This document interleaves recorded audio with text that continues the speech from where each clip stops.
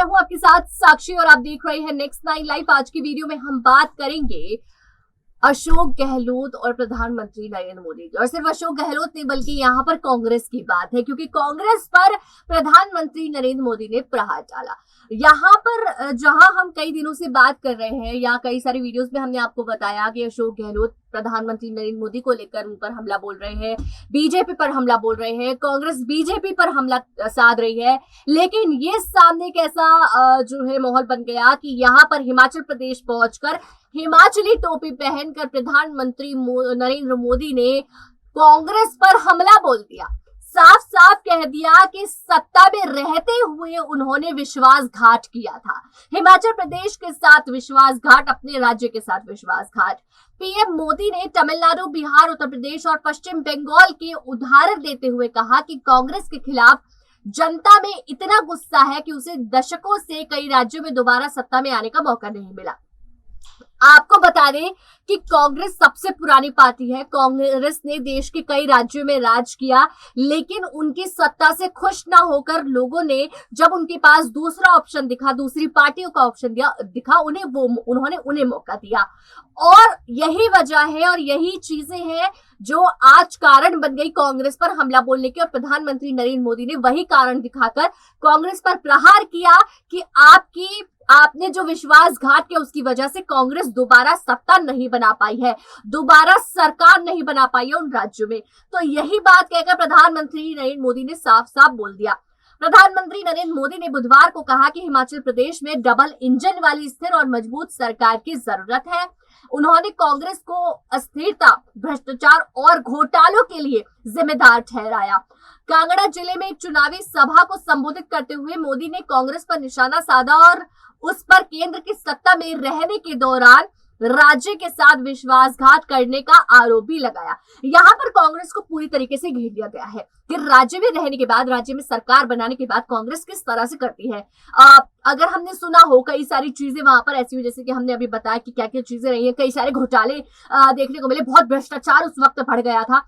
तो वो सब कुछ जो हुआ है वो कांग्रेस की सरकार के वक्त हुआ है। जब कांग्रेस की सत्ता थी तो कितने विश्वासघात हुआ करते थे, कितना भ्रष्टाचार हुआ करता था। यहाँ पर जब कांग्रेस ने कई सालों तक राज किया, लेकिन जनता को कहीं ना कहीं परेशान भी किया। लेकिन जब जनता को दूसरे ऑप्शन दिखे, चाहे वो भारतीय जनता पार्टी हो, चाहे वो समाजवादी पार्टी हो, अब आम आदमी पार्टी भी आ गई, तो जब वो आई या बसपा थी तो उस वक्त उनके आने से लोगों को दूसरे ऑप्शन दिखे और उन्होंने उन्हें भी ट्राई किया। हालांकि बसपा, उत्तर प्रदेश में बसपा को भी ट्राई किया गया, लेकिन बसपा ने कैसा रिस्पॉन्स किया या रिजर्वेशन को लेकर या बहुत सारी चीजों को लेकर नहीं सेटिस्फाई कर पाई, वो दोबारा नहीं आ पाई। समाजवादी पार्टी आई, समाजवादी पार्टी के बाद समाजवादी पार्टी रिपीट नहीं हो पाई, उसके बाद आई अब जो है भारतीय जनता पार्टी। तो यहाँ पर जिस तरह से सीएम योगी आदित्यनाथ उत्तर प्रदेश को संभाल रहे हैं, उत्तर प्रदेश में अपनी सरकार बना चुके हैं, तो यहाँ पर लोग काफी सेटिस्फाई, और लेकिन अगर उन्हें उससे अच्छा कोई ऑप्शन मिलेगा तो वो उसे भी चूज कर लेंगे। तो यहाँ पर यही चीज हुई और प्रधानमंत्री नरेंद्र मोदी ने साफ साफ कह दिया कि कांग्रेस दोबारा इस वजह से नहीं आ पाई है क्योंकि उन्होंने जो विश्वासघात जनता के साथ किया, जो विश्वास नहीं बनाया, उसकी वजह से आज जनता उन्हें नहीं लाना चाहती। कांगड़ा जिले में राज्य के सर्वाधिक विधानसभा सीट है। यहाँ रैली को संबोधित कर रहे प्रधानमंत्री ने कहा कि कांग्रेस अगर राज्य में सरकार बनाती है तो केवल विकास को बाधित ही करेगी। यहाँ पर उन्होंने कहा कि कांग्रेस की सरकार केवल 2 राज्य, राजस्थान और छत्तीसगढ़ में बची है। उन्होंने ये भी निशाना साधा कि जिस तरह से अभी आम आदमी पार्टी की शुरुआत है तो 2 राज्य ले लिए, वहां से कांग्रेस को भी निकाल दिया और कांग्रेस के पास इस वक्त सिर्फ 2 ही राज्य बचे हैं, एक राजस्थान और एक छत्तीसगढ़। उन्होंने लोगों से पूछा कि उन्होंने कभी वहां से विकास की खबरें सुनी है। मतलब ये निशाना साधा कि कांग्रेस के पास 2 राज्यों में सरकार है, लेकिन अभी तक ये नहीं सुना गया कि उन 2 राज्यों में क्या क्या विकास हुआ है। वहां से कांग्रेस के भीतर मची घमासान की खबरें आती है कि ये हो गया। जैसे कि अगर हम आपको उदाहरण दें राजस्थान का, तो राजस्थान में सरकार कैसे चल रही है हर कोई जानता है। कांग्रेस वहां चल तो रही है, लेकिन कहीं ना कहीं सचिन पायलट के होने पर चल रही है। अशोक गहलोत ने कुछ खास विकास नहीं किया, हालांकि वो ताने मारते हैं कि उन्होंने क्या किया है, लेकिन अगर वहां पर कोई हादसा, कोई घटना घटी तो उस पर कभी भी कुछ तुरंत एक्शन लेते हुए अशोक गहलोत दिखाई नहीं दिए।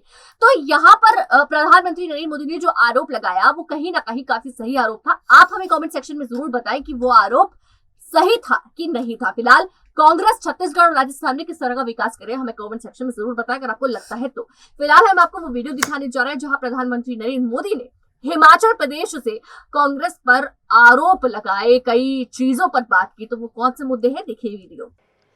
भारत की आस्था और अध्यात्म का एक तीर्थ है।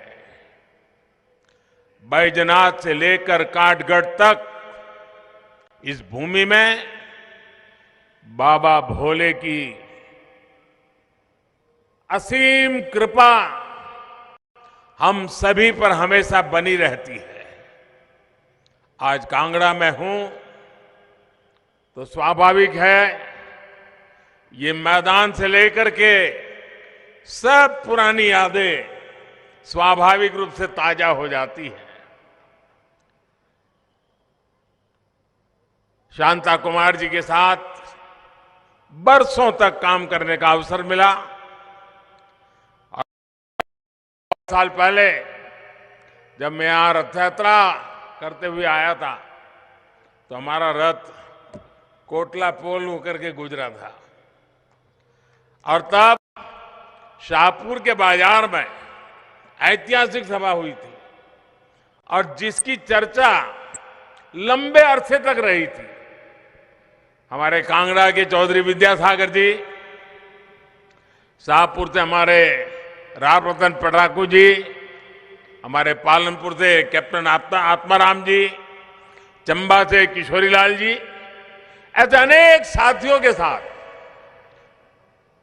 लंबे अरसे तक काम करने का मुझे मौका मिला।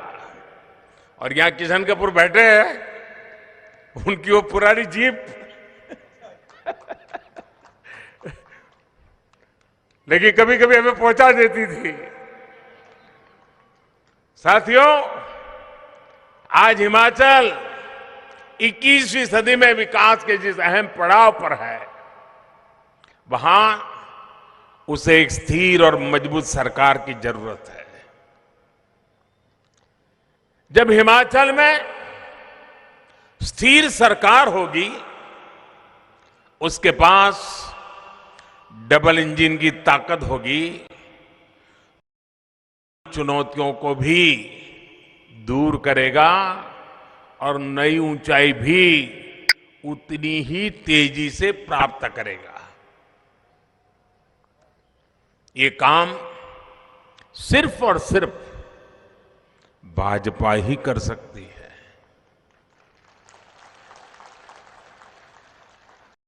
सबसे पहले मैं हिमाचल भाजपा को विकास का नया संकल्प लेने के लिए, इतना अच्छा घोषणा पत्र बनाने के लिए बहुत बहुत बधाई देता हूं। हिमाचल भाजपा के 11 शुभ संकल्प यहां के विकास को नई ऊंचाई पर ले जाएंगे। साथियों, कांग्रेस कभी हिमाचल को स्थिर सरकार नहीं दे सकती है, नहीं वो चाहते हैं। आप देखिए, आज जहां कांग्रेस की सरकारें बची हैं, गिन गिन करके 2 ही सरकारें बची हैं। एक है राजस्थान में और छत्तीसगढ़ में, और वहां से खबरें कभी विकास की आती है? नहीं आती है। वहां से खबरें आपस में झगड़े की ही खबरें रहती हैं। अगर यही चलता रहा तो राज्य का विकास हो सकता है क्या? हो सकता है क्या? नहीं, हाथ ऊपर मत करो, मुंह से बोलो, हो सकता है क्या? हाँ,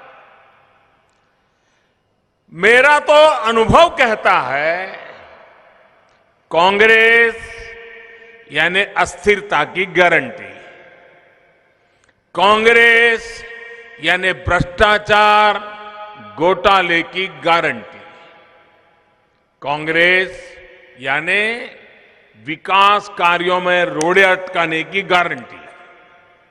साथियों, भाजपा ने राजनीति में विकास को अपनी सर्वोच्च प्राथमिकता बनाया है। आज भाजपा की पहचान सुशासन से है, गरीब के कल्याण वाली नीतियों से है। भाजपा वही बातें कहती है जो कर सकती है। और जो कहती है उसे पूरा करने के लिए पूरी शक्ति खपा देती है। वहीं कई राजनीतिक दल सिर्फ और सिर्फ परिवारवाद और वोट बैंक की पॉलिटिक्स के भरोसे चल रहे हैं। इसलिए बीजेपी की सरकारों का जैसे जैसे लोगों को अनुभव आता है, लोगों का विश्वास बढ़ता जाता है और बार बार आशीर्वाद मिलता रहता है। आपने 2019 के लोकसभा चुनाव में ये करके दिखाया है। भाजपा सरकार पूर्ण बहुमत के साथ फिर वापस आई।